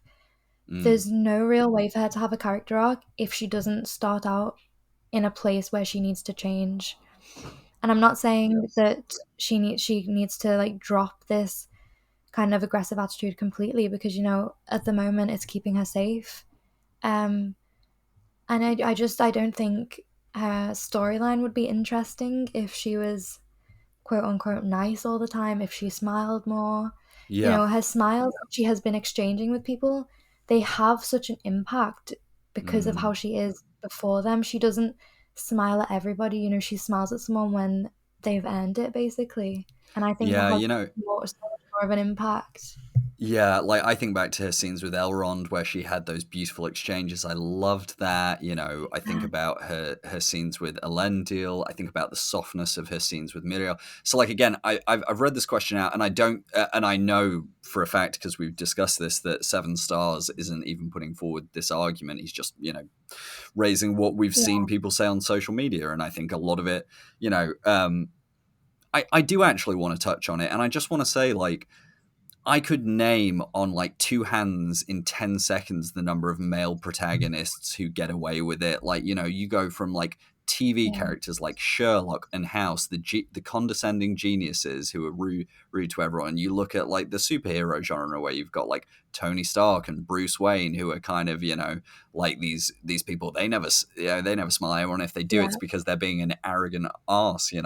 So I think gender does play a huge role in it, and if people don't want to acknowledge that, I think God bless you, but I would like take a look at the wider media landscape. And I 100% agree with you. Like part of this is the Jacksonian knee jerk effect, where people say she's different to how they were in Jackson's films. Like yes, they should be, and as you said. Yeah. A Galadriel with a character arc is far more interesting than one who comes to us fully formed. So, yeah, I totally agree. Next question. Oh, this is a really interesting one. So, from the Blue Wizard on Wheels, a great friend on Twitter, says, "What will Waldreg's role be during the assault on Ostirith Watchtower? In the trailer, we see him next to the orcs and Adar." That's really interesting. Do you have any ideas? I guess I've got. Oh, okay, I'll say my idea. I assume he's going to go to Adar and the orcs. Like, I assume he's going to leave the tower and, but he's not exactly going to be able to betray them because Adar knows where they are and it looks like the orcs have a battering ram. So I don't think he's going to, like, turn a key and open it. But I wonder whether he's going to be there to say, I'll show you the kid who's got the sword. I wonder if Yeah. he's going to be the one. Like, I don't know what you think. See, I don't think he's going to do that specifically because I feel like I guess the only orc who saw Theo died. Rip. Mm. Was it Rips Varg of Wrath. something? Wrath. Wrath. There we go. But the orcs know generally who it is. I guess they do need that direction because they know it's a boy. Am I wrong to say that Wrath was the only one who saw Theo? I'm honestly not I quite think sure. you're right. No, I think you're 100% right. Yeah, so Yeah, they would so need I someone to guess point it. he could be the one to, stand up and do that, and that's the moment when he fully reveals himself to everyone as this kind of betrayer. However, he's not a very well respected character to begin with, so I don't think the betrayal is going to be huge. He's not this kind of trustworthy person that seems to have very I don't think Bronwyn at least would be very surprised if he stood up and sided with the orc. So I don't think they're going to go for this dramatic reveal that he is them, but he's clearly there to serve a purpose. It was his barn that the blade was in, and I think you're right that he's going to kind of at least kind of point to Theo or kind of shepherd Theo in the direction of the orcs. I agree. Moving on to our next question, we had, and it's sticking around the same area, but Reed Coles asks, thoughts on how the new blade needs people's blood. Maybe it's going to be used by a future Nazgul Ringwraith. I think we've obviously covered this idea that it may be used by a future Nazgul Ringwraith, but I think our view, we've kind of answered this episode that we think it might be something more that Adar wants to ascend to godhood. I think the fact it needs people's blood may play into this idea of creation needing sacrifice. But there are a couple of canonical examples within the text where swords actively look to drink blood, like Gurthang, which I think people thought this blade might have been before we got into the show. But I don't really have any more thoughts on the sword, to be honest. I think I need the show to tell me. I've got no ideas. Yeah, I think this could just be me having kind of a foggy recollection, but is Theo being the only one so far to kind of activate the sword with his blood? So there was that interesting moment when he first got out the sword where it looked like his friend Rowan maybe nicked his hand on it. Yeah. But we've never cut back to that, so I don't know whether that was like a misdirect. Yeah. So I guess I would be kind of interested to see whether this is something that Theo specifically can do, or if it's just in general like the blood of a man activates this sword. Yeah, I mean, like, it'd be wild if Theo killed Rowan, so that would be wild. Be a bit dark to have like one child killing another, but Yeah. listen, Second Age is It's dark. Tolkien. So Yeah. similarly, on a similar part of the story, I think we covered this last week. I think I said last week that one of our listeners has asked, I think it's Amanmoto asked, do we think Halbrand is Theo's dad? I don't feel like I have any more evidence one way or the other, but I'm actually starting to think that their storylines might be quite separate. The more I see of Halbrand, the more I think his storyline is going to be quite... Like, I know he's this prophesied, or not prophesied, this rumored king of the Southlanders. I don't think he's got a personal connection to any of them, but I could be wrong. I've kind of liked that theory since I first heard it. I still like it. I would be, I think it would be interesting if it was true. However, I think, like I said before, with their kind of similar storylines, I'd be more interested to see how that plays out rather than kind of having this connection. I'm not too bothered about how the characters connect. I don't know if that's just me, but it doesn't really matter to me. Yeah, no, for me, it's not a big deal. I think it'd be cool if he is Theo's dad, but I'm not fussed if he isn't. So we got an interesting question here from Lambert of Trish, who asked, I'm wondering if Pharazôn will take Miriel's place on the Southlands mission. That would align more closely to the written story. So I think what this person's referring to is that later in the Second Age, Pharazôn does sail to Middle-earth, but when he sails to Middle-earth, it's to fight Sauron, who's waging war on the elves. So, no, I don't think that it's like... they're not replacing one story or the other. The only thing they're kind of doing is replacing the version of the story where the Númenóreans sail twice to fight Sauron. Once where he's just defeated and pushed back, the second time where he's defeated and captured, and those events separated by like 1,000 or so years anyway. I think what they're effectively doing is just having a Númenórean expedition go there to fight an evil, but I don't think it's...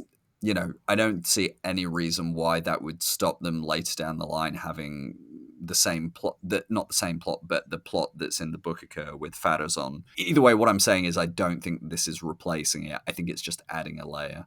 I've answered that question very badly, but...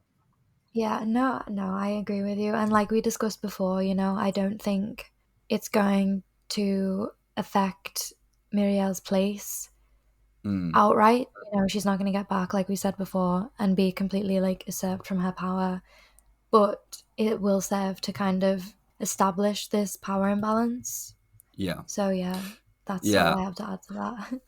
Yeah, and I actually wanted to kind of transition from that onto Booch67 asked a couple of questions. We've covered most of them about the sword, Elrond betraying Durin's trust, Halbrand. But one question they ask was, how much underhanded shenanigans is Pharazôn up to already? I think underhanded shenanigans, by the way, great phrase. I love that phrase. I don't think he's actually up to that much already. I think that scene in the court might be the first example we've seen, but I guess my answer would be expect to see more of it while Miriel is away.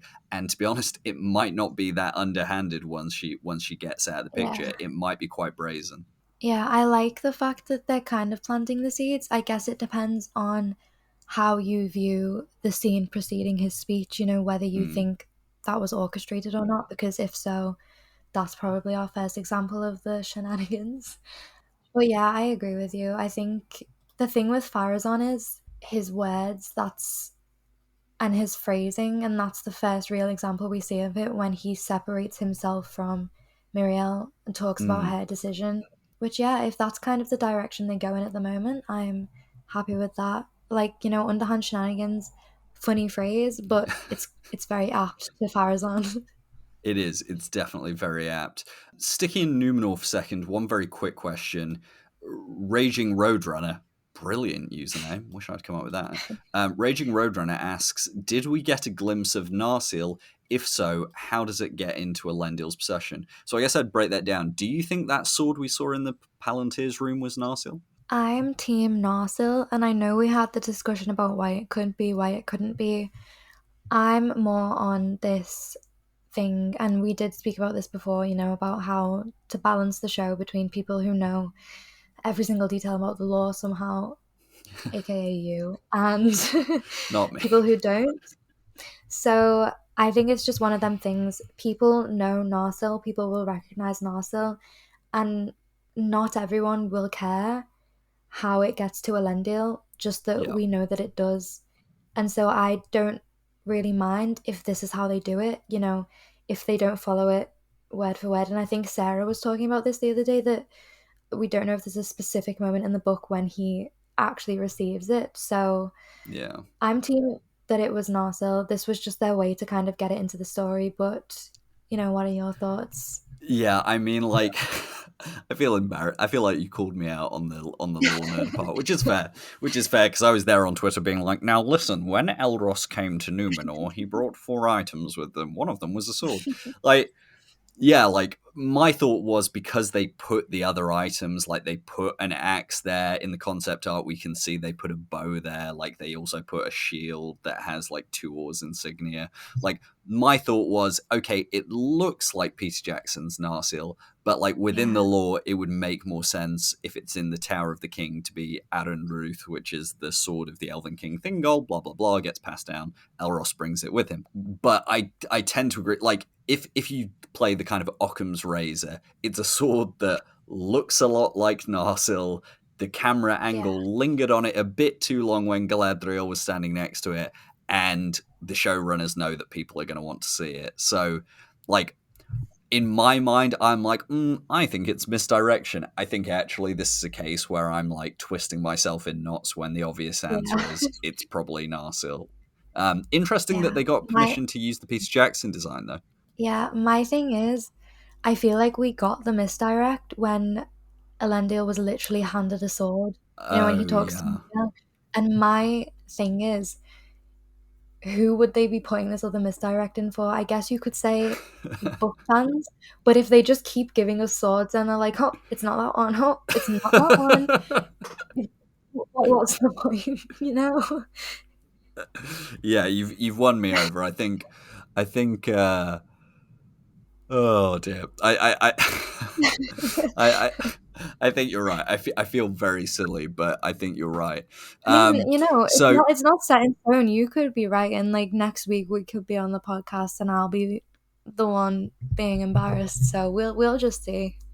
yeah. I think you're right though. I think like who is the misdirect for at a certain point becomes a really good question. So a question I just checked. I'm just refreshing so we answer all our questions before we leave because I don't want to leave anyone out.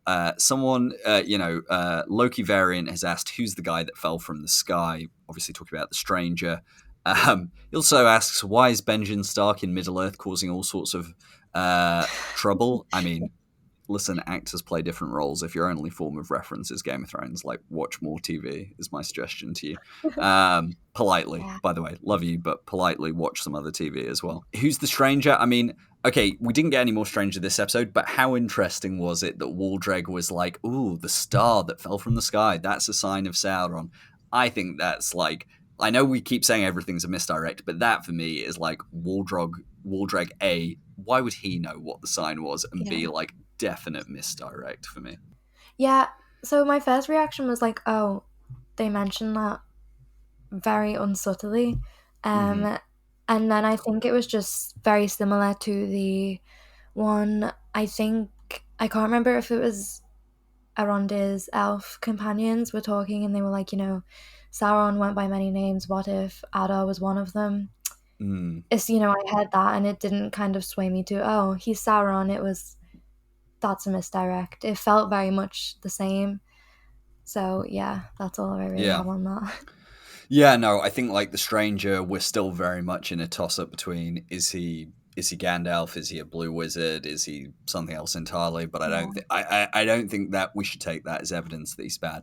Okay, I've left this question to the end because it's quite it's not really about the episode, but it's something that I was thinking about the other day because I was like, oh, we're halfway through the season, we still haven't seen it. So Mr. Jackpots asks, I'm just curious as to when, where, and how the Balrog is going to show up. I'm anticipating that probably more than anything in this show, if I'm being honest. Those things just fascinate me, and I love that they stuck with the Peter Jackson film look of the Balrog. It's a great question, and I don't know. Like, do you have any ideas where and when the Balrog's going to show up? I'm not gonna lie, I kind of completely forgot that was ever in a trailer until you Yeah. just mentioned it then. Kind of a big thing to forget because, oh my gosh, it's a Balrog. But I think I've been so focused on everything that we've seen so far that just kind of zipped out of my mind. So yeah, I honestly have no idea where I would place that You're having an empty right head now. moment. There's yeah. Yeah, Do I shock. have any theories? I guess I've got like 3 or 4 really silly theories. Like one, I guess it's not silly, it's just boring. Is like we'll get another flashback to Finrod in the Wars of Beleriand, and there'll be Balrogs there because there's been rumors we might get another Finrod scene. I hope so. Option 2. We get a scene of Durin's Bane waking up in Moria, but that's weird because Yeah, obviously Moria Khazad-dûm isn't going to become Moria for like another, couple of thousand years, and it's not, even if they did compress the timeline, it would still need to happen at the end of season 5, not in yeah. season 1. Option 3, which I think is kind of crazy, but I love it, is that the Stranger is a Balrog, and he's going to end up roasting all the Harfoots alive. Pretty dark, but I'm just Jesus. saying. And then option 4 is there is a Balrog inside Orodruin, and waking that up is what causes Orodruin to explode. Oh, I oh, mean, okay. I like that theory. I like that one. yeah, like Yeah. that for me is like, I don't need a backing in the lore, but the idea of there being a Balrog inside a mountain which then erupts the That volcano, would be very metal, insane. very cool. Very metal, and also I think that would be make the most sense as in I can imagine a Balrog being there. Yeah. I cannot fit it into any of the other storylines right now. Yeah. Also, if it meant we got to see Galadriel fight a Balrog, I would love it because A, yes, give me that scene. B, it would drive like lore purists absolutely crazy if Galadriel fought Oh, a Balrog. Whereas 100%. whereas I would just be like banging out the Nolwa Maktar soundtrack. I would be cheering, I'd be leaping out of my seat. So, listen, if Yes. the writers want to give me that, I don't care. Speaking of Noah Matar, two things we haven't seen, heard yet. That, which Hmm. is like kind of my most anticipated thing at the moment because I need to know what scene that plays alongside. And Yeah. two, the cultists nowhere to be seen. Yeah, God, I don't. Mystics. I have to assume there are more than one season character. I have to assume they're going to be You in have to season be. 2 as well, but I don't know why. Like, I've become less and less sure about them now that they're not involved in the Adar Yeah. plotline. They're not involved in the Numenor plotline.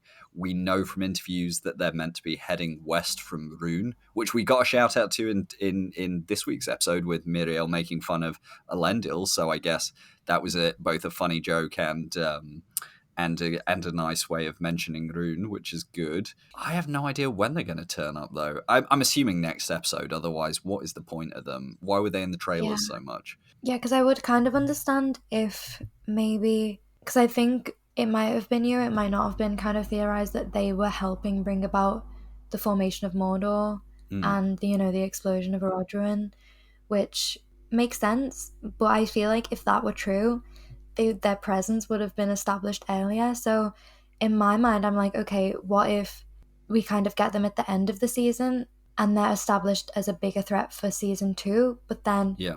why were they in so many of the trailers? Because I feel like they were quite not focal points of the trailers, but they were put into the trailers so much that people thought one of them was Sauron at one point. Yeah, I mean, it could just be that they make a very cool, striking visual, and like Yeah, so they're perfect trailer bait in that way.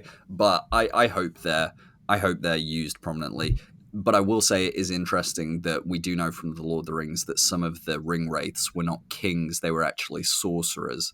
So if you were looking for another potential Nazgul candidate, one of the mystics, if there's some kind of sorcerers, there's potential there, which would be cool because I'd love to have Bridie Sisson on for more seasons. A, because we met them at the premiere, super nice person, and B, like just super cool look on screen. So yeah, I'd love that. Absolutely.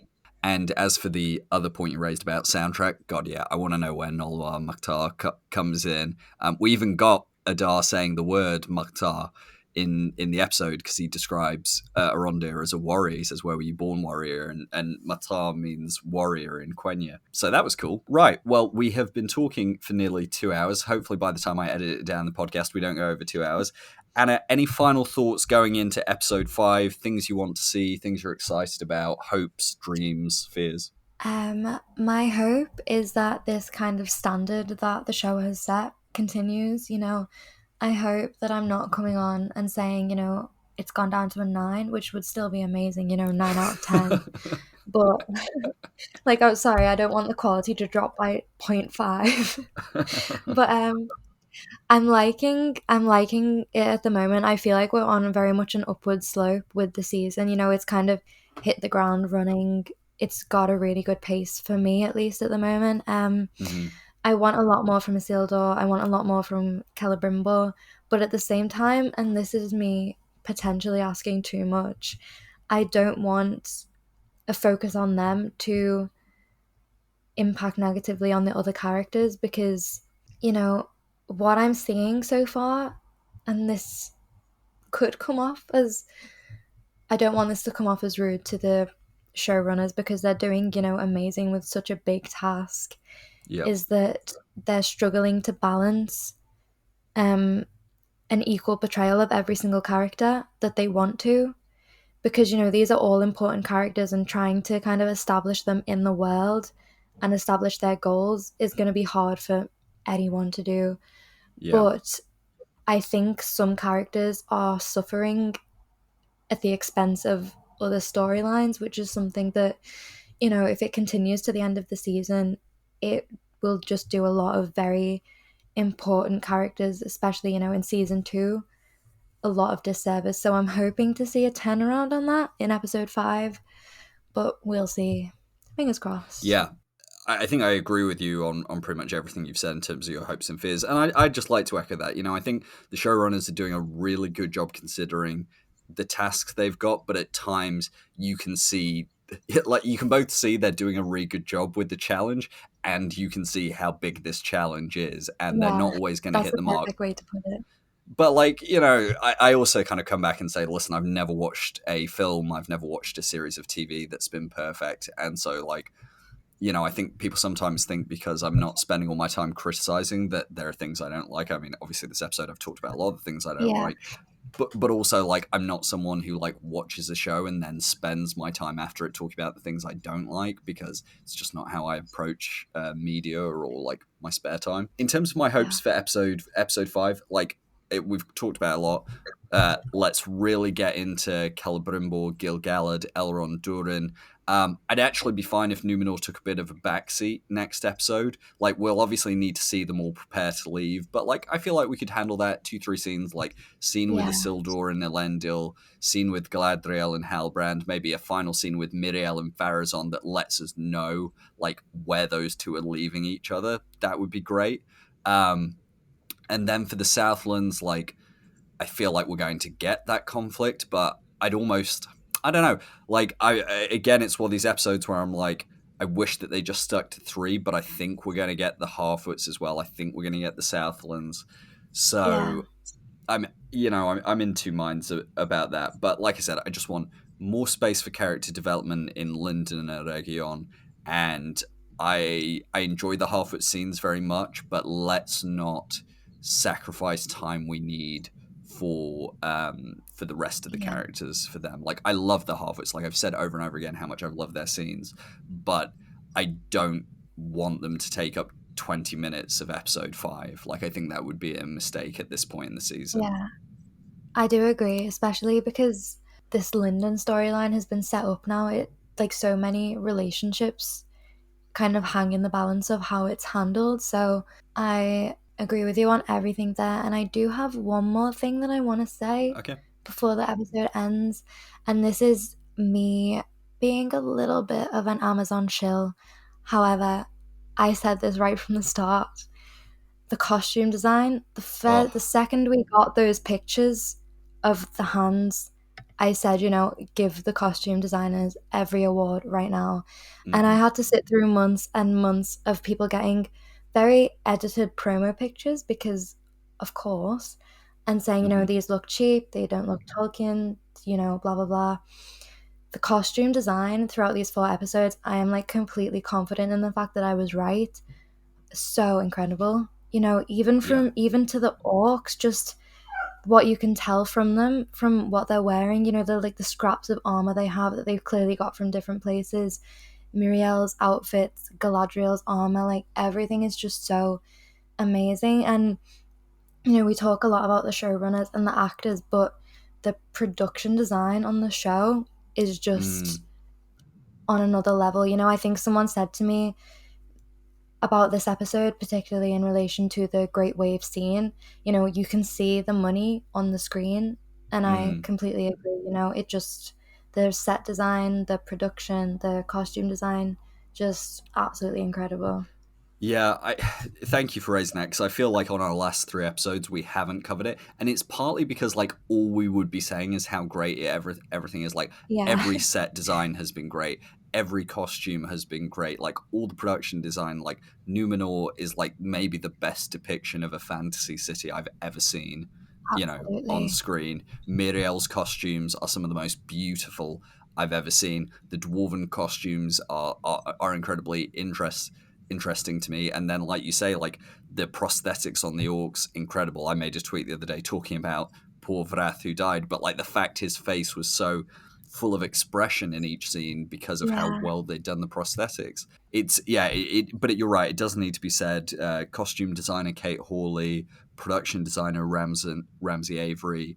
I think it's Jamie Wilson who from Weta worked on the orc designs, and I'm sure there were literally teams of hundreds of people working across these departments bring it all together. So yeah, I feel like, as you said, we don't talk about it enough, but just a massive well done and thank you to all the people working behind the camera. And we don't have time because we're literally over 2 hours now, but I think we can both agree, again, music in the episode amazing, Disa singing amazing, Bear McCreary incredible. amazing. Yeah. You know, that's like one of the things that you cannot fault. The music, for one, is just incredible. And not only is the music incredible, but one of the things I love about the Lord of the Rings trilogy is how the music is used. Mm, And it's not just music for the sake of having background music. They're using it to tell a story in a very atypical way. And I, touched on this with the beginning of A Plea to the Rocks playing over mm, the orc chase. It just took that scene onto a whole new level, and so much thought has gone into what could have just been, a casual actiony track playing over the top. So, all the behind the scenes work is just absolutely like paying off. And I feel like one of the reasons, like you said, we haven't really touched on it is because, one, we only have good things to say, and two, it's done so well that it's not always noticeable. It's just there and it's great. yeah. I mean, it might just be a case that after the seasons end, like I'm sure I'm gonna do lots of episodes with different guests and having people on to talk about things like costumes and music and everything like that. I just I don't have the time at the moment, but I think that'll be something we can talk about once the season's ended. Yeah. So, yeah, no, I think let's end it there because I don't think we could get much better than just throwing our, Amazon sponsored praise on costume design, production design, music. Disclaimer: we're not actually sponsored. With that said, we come to the end of our episode. Anna, where can the people find you, and any closing message before next week? You can find me at myLSR on Twitter, and whether Harry keeps this in or not, I have no idea. But he gave me a lovely little shout out before, with my horny tweeting, as he so eloquently put it. Oh I promise no. that's not all I do. I talk about the Rings of Power. I talk about the Lord of the Rings. So yeah, that's where you can find me, and it's not just horny tweeting. I promise. No, it's like a good 50-50 ratio. I'll give you that. Uh, Yeah. a healthy and balanced diet, one might say. Thank you, Anna, so much for coming on. Everyone do go and follow Anna at MyLSR, and we'll be back next week with more discussion.